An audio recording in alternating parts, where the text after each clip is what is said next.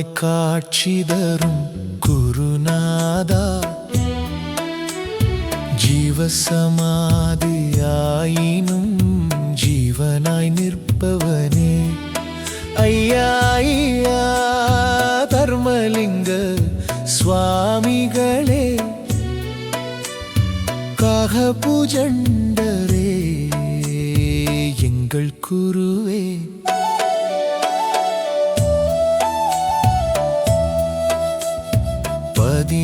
கோடி சித்தர்கள் தோன்றிய இந்த அகிலம் கொண்ட பேருலகில் அடங்காத வல்லமை கொண்ட ஓரே சித்தர், காலத்தையும் வென்ற காகபூஜண்டரே.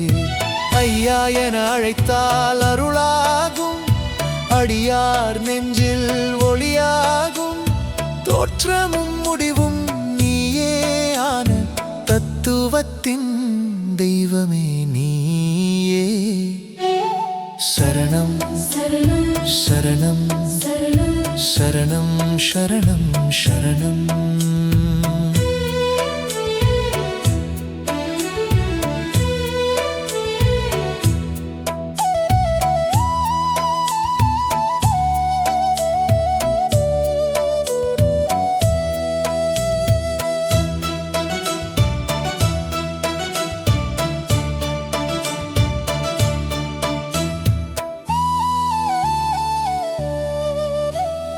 ஒன்பது நாதர்களுக்கும் நாதனாய் நின்று சித்தர் ரிஷி முனிவர் வரிசையையும் உன் திருக்கருணையால் ஆழ்பவனே, அகில ஞானத்தின் ஆதாரம் நீயே.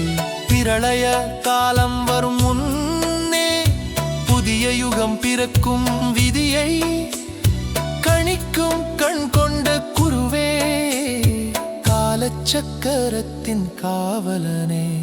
சரணம் சரணம் சரணம் சரணம் சரணம் சரணம் சரணம்.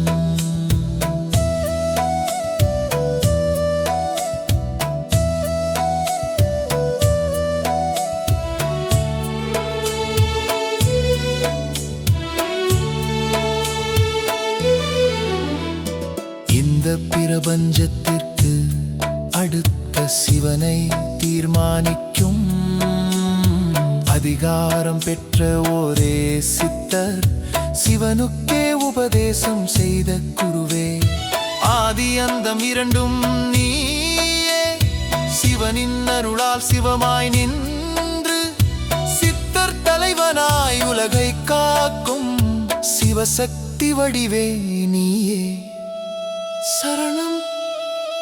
60 ஆண்டுகள் ஒரு மகா சித்த வருடம், 59 ஆண்டுகள் கொரக்கர் தாங்கிய அந்த பொறுப்பு, 30/10/2003 உன் திருத்தோளில் ஏறியது ஐயா, சிவனின் ஆசீர்வாதம் பெற்று சித்தர்களின் தலைவனாய் நீ நின்று உலகிற்கு வழிகாட்டும் ஜீவ ஒளியாக விளங்குகிறாய்.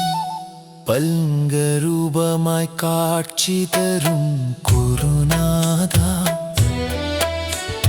ஜீவசமாதியாயினும் ஜீவனாய் நிற்பவனே, ஐயா ஐயா தர்மலிங்க சுவாமிகளே,